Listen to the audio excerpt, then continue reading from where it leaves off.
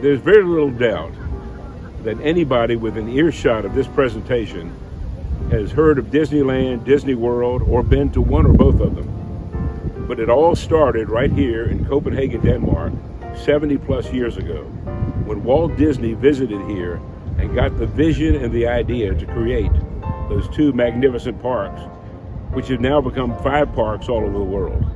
Yes, it started right here in Tivoli Gardens in Copenhagen, Denmark. In the 1950s, Walt Disney came from a land where amusement parks were associated with carnivals and circuses, things seen as low class in post-war America. The Disney name was held in high regard for filmmaking and animation. We've all heard of Mickey Mouse. And Walt had a vision of making great family playgrounds for families of America, inspired by the needs of his own children and his greater family. But the people of America were not willing to accept a Disney-themed amusement park, and Walt initially struggled to secure funding and permission to build one. When he visited Tivoli in the early 1950s here in Copenhagen, Walt found a beautiful and charming amusement park similar in tone to what he had envisioned, and a far cry from what had become amusement parks that looked like in America at the time. This inspired his own ideas of what he wanted to build in California. Simply put, if there was no Tivoli, there would have been no Disneyland, and subsequently no Disney World.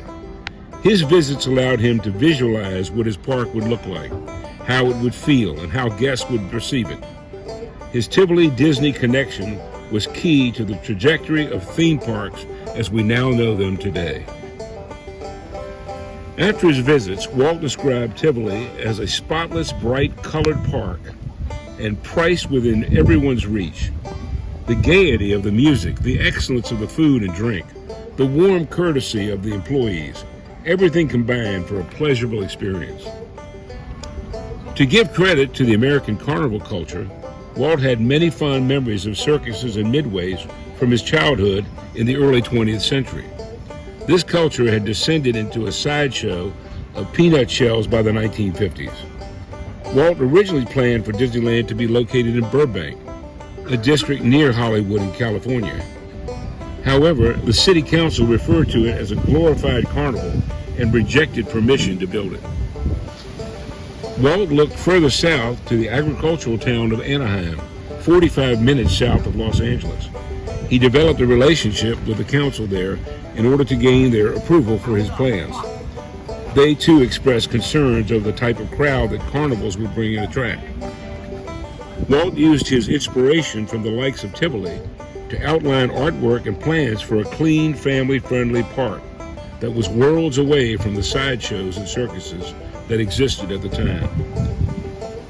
This ultimately led to the council permitting him to use his plans.